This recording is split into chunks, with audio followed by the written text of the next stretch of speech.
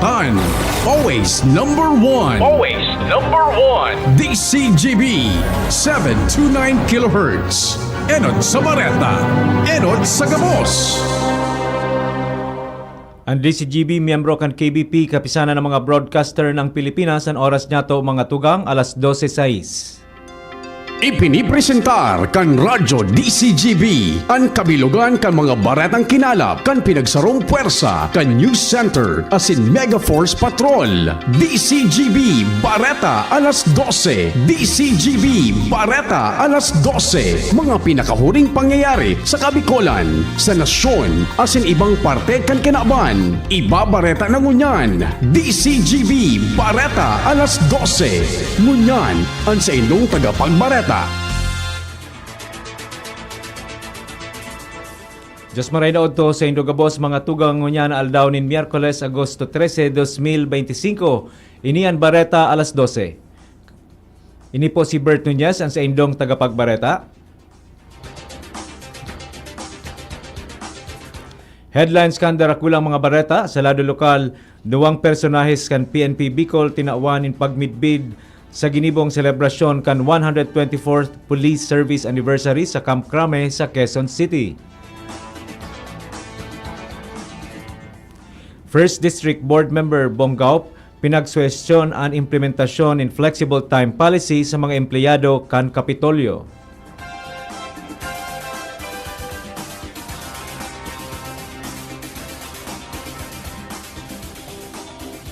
Sa lado National Senate President Cheese Escudero hinagyat na pangaranan ang nasa likod kan aligasyon na demolition job.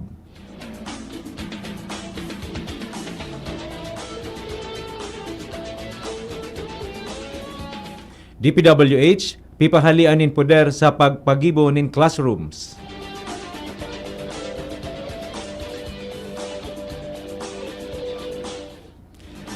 Sa ibang nasyon, agom ni dating South Korean President Yoon pipaaresto kan korte. Iyan po ang headlines ngunyan sa mga detalyes kan mga bareta. Ang baretang ini hatod sa Indukan. Plemex for kids. Mommies, agapan agad ang ubo at plemang nakabara. Pambatang lagundi. Plemex!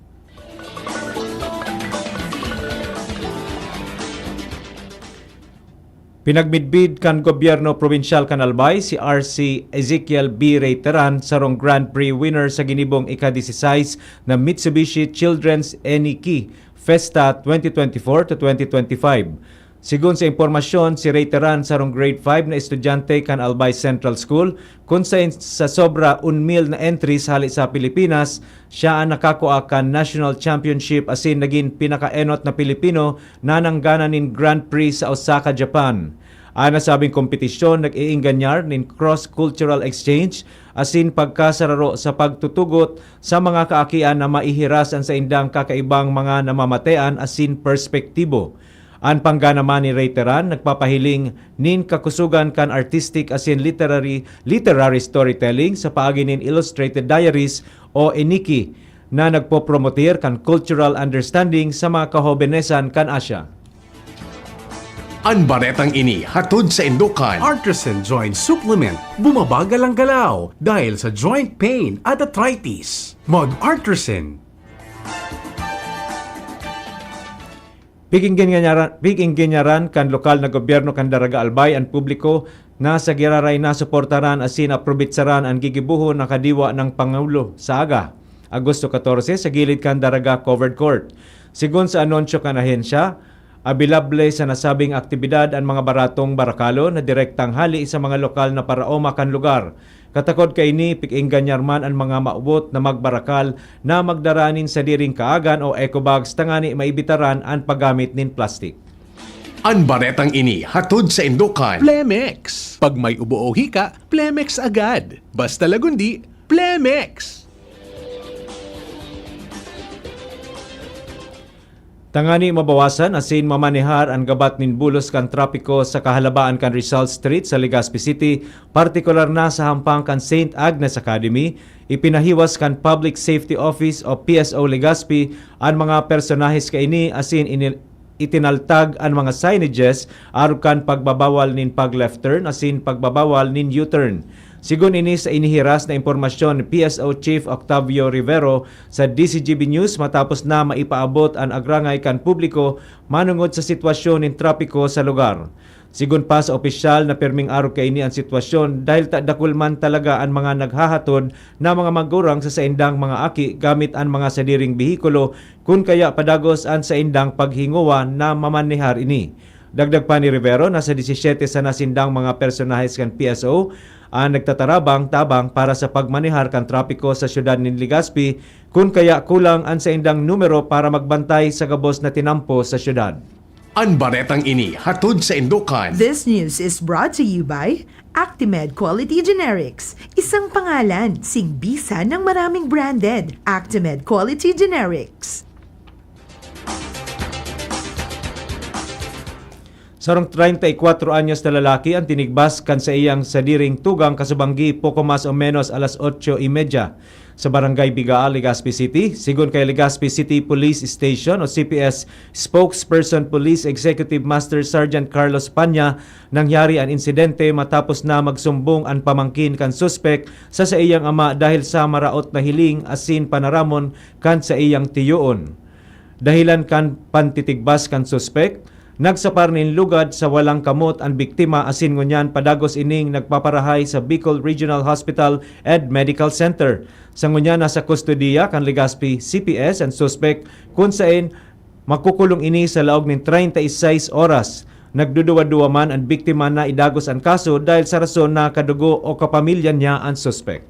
Ang baretang ini hatod sa Indukan. Red Horse Super, ang shot ng tropa.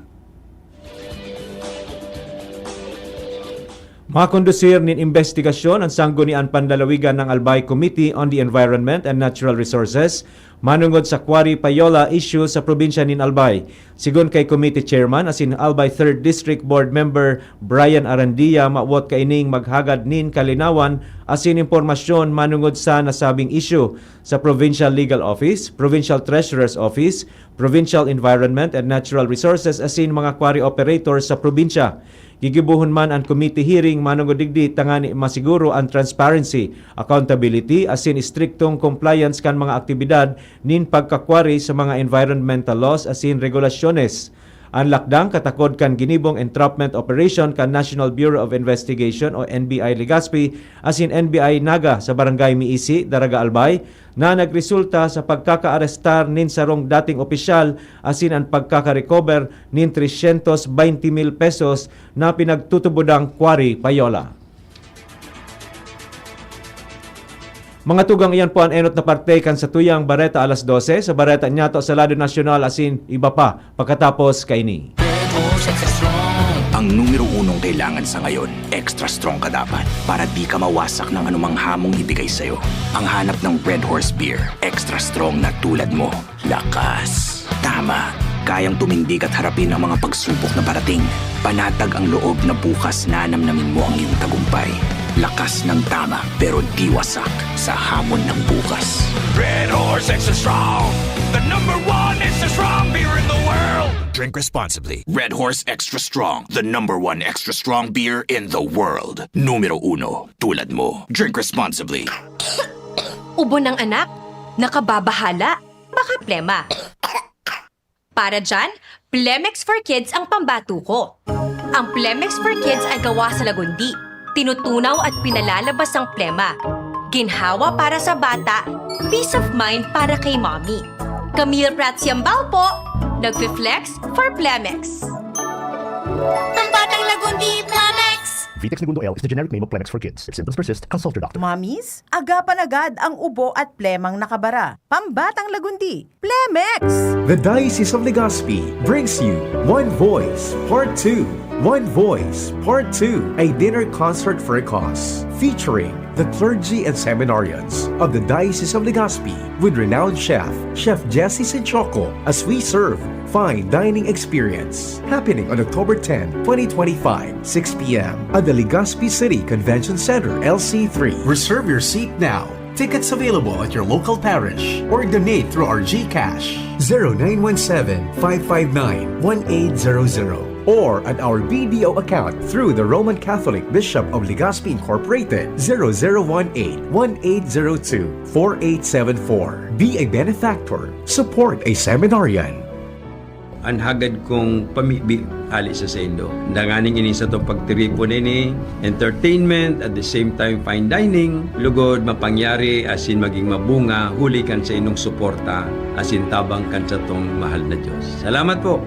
Itagabos may paninimagan sa lamang saro. Itagabos tinilipo ni Diyos sa pagkamo. Coronavirus ba ang hadlang sa pag-aaral ninyo? Andito na! Ang Southern Luzon Technological College Foundation Incorporated ay gumawa ng hakbang sa mga gustong mag-aral sa junior, senior high school at kolehiyo. Ang SLTCFI ay handang umagapay sa mga mag-aaral upang may pagpatuloy ang kanilang pag-aaral at pagharap sa new normal o sa makabagong panahon na ating kinakaharap. Sila ay nag-o-offer ng flexible blended learning o online or offline / modular classes. Kung may sapat na gadget o may maayos na internet connection, maaari niyang piliin ang online classes. At kung ang estudyante naman ay walang sapat na gadget at walang maayos na internet connection, maaari niyang piliin ang offline / modular classes. Sa ganitong paraan, malaki ang matitipid ng mga magulang, wala na silang iisipin na pamasahe, baon at iba pa na kinakailangan. Ngayon, mas magagabayan palalo ng mga magulang ang kanilang mga anak at higit sa lahat, masisiguradong mapaprotektahan pa sila sa mga pwedeng masagap sa labas tulad ng COVID-19. SLTCFI course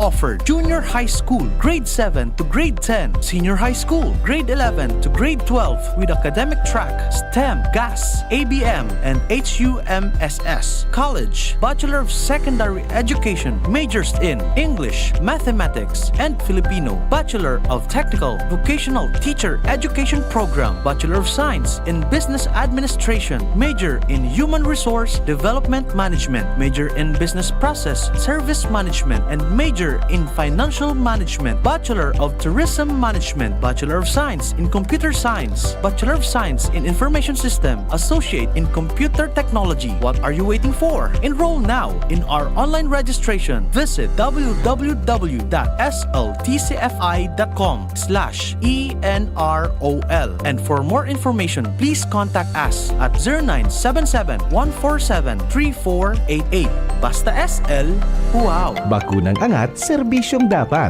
Sa presyong abot kaya at matapat. Lahat ng yan, nasa Rabvax. Nakagat o nakalmot ka ba? Huwag mag-alala. Rabvax Animal Bite Center ang inyong kaagapay para sa pinagkakatiwalaan, mura, ligtas at siguradong proteksyon laban sa rabies. Bukas po kami 8 a.m. to 5 p.m. mula Lunes hanggang Sabado, 8 a.m. to 12 noon naman every Sunday.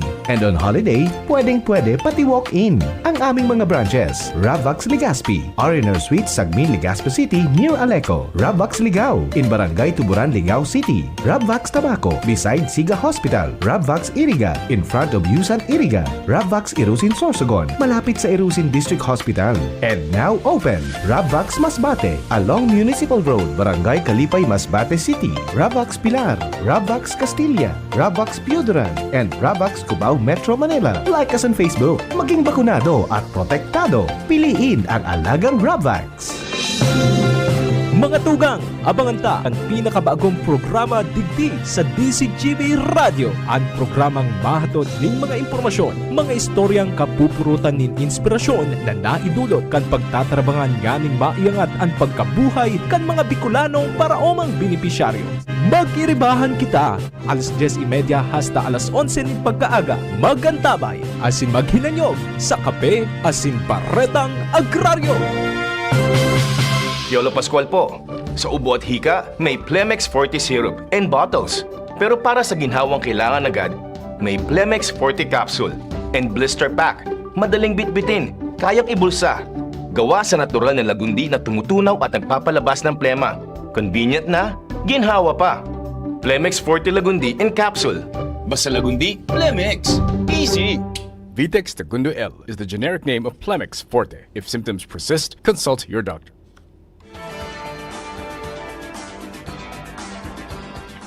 Balik po kita sa Bareta alas 12 para sa mga detalyes kan mga Bareta sa lado nasyonal asin iba pa.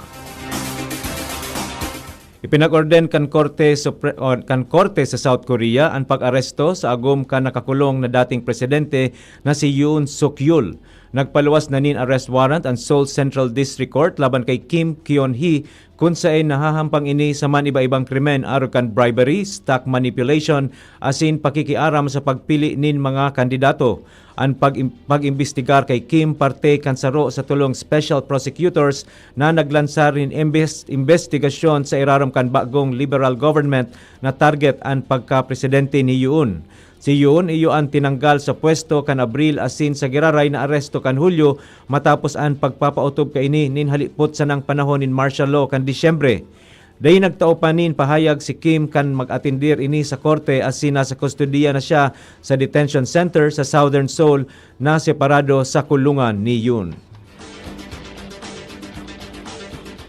Hinagad ni House Deputy Speaker asin Antipolo City Representative Ronaldo Puno kay Senate President Francis Chis Escudero na pangaranan ang pigsasabi kaining nasa likod kan demolition job kontra sa iya. Sinabi ni Puno na maraot ang pagkakablanket na pigraratakan ang Kongreso dahil gabos sinda pigtatamaan. Mawot niya na daiman dapat pagrabuson ni Escudero. Mas marhay na pangaranan na ini kung sisay ang pigsasabi niyang nasa likod kan demolition job asin magkahampangan para magkasimbagan. Inabisuan man ni Puno si Escudero na dai mataranta sa ribok sa social media.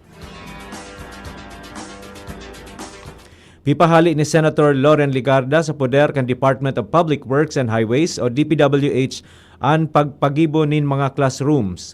Sa ginibong pagdangog kan Senate Committee on Basic Education, tinawanin doon ni Ligarda na bagulbol nin marhay ang pagpapatindog nin mga classrooms kaya dai nasusolusyonan ang haloy ng problema sa baklag sa nasyon.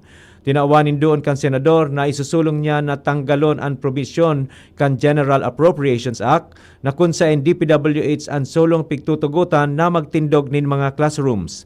Nagtutubod si Ligarda na kung bubuksan sa lokal na gobyerno asin sa mga pribadong sektor ang konstruksyon nin mga classrooms na mapaparikas ang konstruksyon. Tininuman kan kongresista na mas barato ang mga classrooms na gibo kan mga LGUs asin private sector kumpara sa gibo kan DPWH. Day makontra si Presidente Ferdinand Marcos Jr. sa planong isulong ang pag-amyandar sa konstitusyon sa paagi kan Constitutional Convention o CONCON kunini para malinawan ang mga loopholes kan konstitusyon. Ipinahayag ini ni Palace Press Officer Attorney Claire Castro may kinaaraman sa plano ni Congressman Ronaldo Puno na isulong ang CONCON para linawon ang makalibong na probisyon kan 1987 Constitution, partikular ang tataramon na forthwith na nagtao nin kalibungan sa Kamara asin Senado manungod sa isyu kan impeachment ni VP Sara Duterte. Maski nga ni day pa nahihiling kan presidente ang detalye kan bill ni Puno, day ini makontra kung magtataon nin linaw ini sa mga probisyon na pigdedebatehan kan mga kongresista. Sinabi ni Castro na may mga pagkakataon sana na maski maliwanag pigpapalabog tanganing may mapaboran.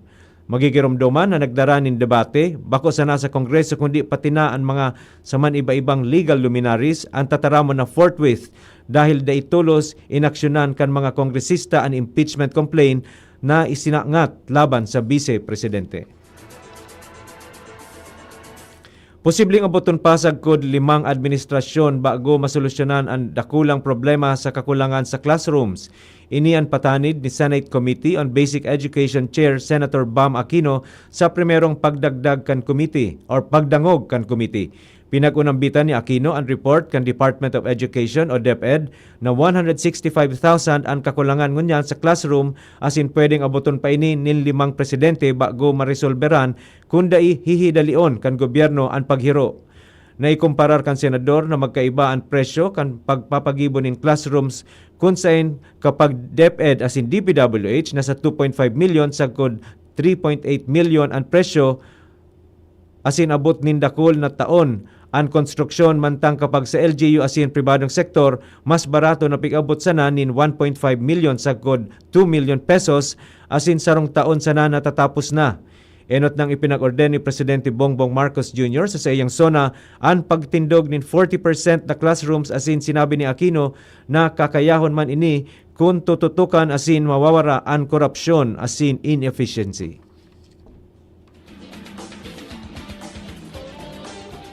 Siniguro kan palasyo ang kaligtasan kan mga Pilipinong mag-uusip sa makadudang flood control project sa saindang lugar. Sigun kay Palace Press Officer Claire Castro na dai kaipuhan na ibugtak ang pangaran kung magrereklamo kung naghahadit sinda sa saindang kaligtasan, lalo na kung imbwelto ang mga maimpluwensyang individual o opisyal sa proyekto.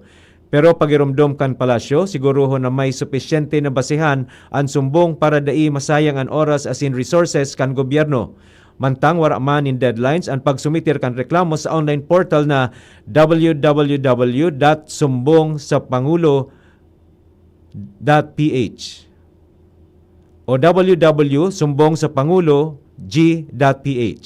Magiging mahigpit naman ang gobyerno sa paglaog kan mga bagong kontraktor na mapugol kan infrastructure projects. Bako sa na mga kriminal na tinampo asin mga nagkakapot nin armas, ang dapat na bantayan. O bako sa na mga kriminal sa tinampo asin mga nagkakapot nin armas, ang dapat na bantayan kundi ang mga kriminal na nagagamit nin mga makabagong teknolohiya. Ini ang pahayag ni Presidente Ferdinand Marcos Jr. sa iyang pagtaram sa ika-124th na Police Service Anniversary sa Campo Crame kan Martes. Sigun sa Presidente, napag-adalan kan mga kriminal ang paggamit nin teknolohiya para gamiton ini sa saindang pagibo nin maraot. Arog na sana kan panluloko asin pambibiktima gamit ang internet o mga pigaapod na cyber criminals kaya dapat na makortar ang mga ini. Dahil sa paglakop kan cybercrimes, arog kan scamming, phishing, identity theft, hacking asin iba pa, nagbilog ang PNP nin sarong cyber unit na matutok sa gabos na klase nin cybercrimes. Sa satuyang sports, nagkamit din bronze medal sa men's wushu sanda ang pambato kanasyon na si Carlos Bailon Jr. sa 2025 Chengdu World Games sa China. Dinominar ni Bailon Jr. ang sa iyang kalaban na si Islam Karimov kan Kazakhstan sa score na 2-0. Nagrehistro kan nagkapirang takedown si Bailon asin ginamit kaini ang sa iyang kusog para mapatumba ang kalaban. Sinabi kaini na kontento siya sa laban kung saan pinasalamatan niya ang gabos na mga nagsuporta sa iya. Kanabril nang gana siya nin medalyang bulawan sa IWUF 10th Sandow World Cup na ginibo sa Jiangxin, China. Breakthrough! Sarong Brazilian cosmetics company na Boticario ang nakaimbento nin AI-powered lipstick na nagpapadali kan aplikasyon sa mga personang may visual impairments o limitasyon sa itaas na parte kan sa indang hawak. Ang lipstick nagagamit nin sensor tangani identipikar ang lip outline ka nagagamit ka ini. Asin pagkatapos magpili nin kulay, sarong robot arm ang nagkakaag kan lipstick. Istoryang naiiba! Sarong palaboy na lalaki sa Brazil ang nag-viral matapos na mag-intra sa sarong 8-kilometer fun run na nakatsinlelas na. Sigun sa impormasyon, nag-intra si Isaac Dos Santos Pinho, 31 anyos sa sarong fun run dahil sigun sa iya nakainom siya banggi baguan aktibidad asin naisip niya na ang pagdalagan makakatabang na mahali ang sa iyang hangover. Alagad, day niya naman tinir ang rikas kandalaan sa bilog na 8 kilometrong dalagan. Tinapos niya ang karera asin nakaresibinin medalya. Si Isaac nagdakula sa pagiging pobre asin naging biktima kan alcoholism. Matapos ang karera, sinabi kaining binago niya na ang sa iyang buhay asin nagpundo na siya sa pag-inom dahil sa pag-intra niya sa 8-kilometer race. Flashback!